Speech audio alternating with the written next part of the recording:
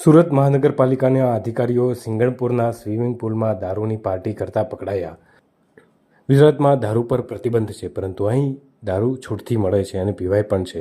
હદ તો એ થઈ ગઈ કે ગુજરાતના સુરત શહેરમાં મહાનગરપાલિકાના અધિકારીઓ કર્મચારીઓ પાલિકાની માલિકીની સ્વિમિંગ પુલની કચેરીમાં જ દારૂની મહેફિલ માણી રહ્યા છે।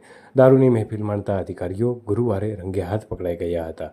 સુરતના સિંગણપુર વિસ્તારમાં આવેલ તરણકુંડમાં ગુરુવારે સાંજે ભારત અફઘાનિસ્તાન વચ્ચેની મેચ જોતા સુરત પાલિકાના અધિકારીઓ દારૂની મહેફિલ માણી રહ્યા હતા। ત્યારે સિંગણપુરની જનતા તેમજ સુરત મનપા વોર્ડ નંબર 7ના કોર્પોરેટર નરેન્દ્ર પાંડવે મીડિયાકર્મીઓ સાથે મળી અને દરોડા પાડ્યા હતા। કોર્પોરેટર અને મીડિયાકર્મી સ્વિમિંગ પુલમાં પહોંચતા ત્યારે અંદર એક રૂમમાં પાલિકાના અધિકારીઓ લેપટોપ પર મેચ જોઈ રહ્યા હતા અને દારૂ પી રહ્યા હતા।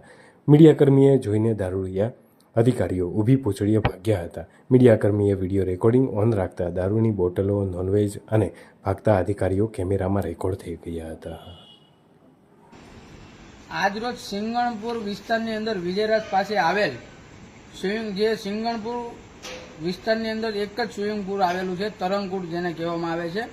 ત્યાંના સામેના રહીશો દ્વારા મને કયેકો વાર કીધું હતું કે સાહેબ અહીંયા આ લોકો રાતે 7:30 વાગ્યા પછી જે ઓફ ડ્યુટીનો ટાઈમ છે તેની અંદર આ લોકો નોકરીનો સમય પૂરો થયા બાદ જે અહીંયા બેસીને કર્મચારીઓ અને અધિકારી દ્વારા જે દારૂની પાર્ટી થતી હતી અને આજરોજ મેં નગરસેવક વોર્ડ નંબર 7ના કોર્પોરેટર નરેન્દ્રભાઈ પાંડવને મેં એમને જણાવ્યું કે ભાઈ આ રીતની અહીંયા ઘટના છે અને એસએમસીના કર્મચારીઓ અહીંયા દારૂની પાર્ટી કરે છે।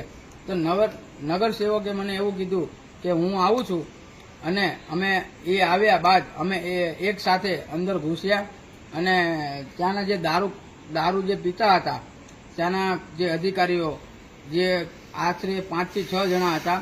વિડીયો ચાલુ હતો, પરંતુ વોચમેને બૂમ પાડતા એ લોકો ભાગવાની કોશિશ કરી અને ભાગી ગયા, પરંતુ વિડીયોમાં સ્પષ્ટપણે આવી ગયું છે કે એ લોકો દારૂની પાર્ટી કરતા હતા।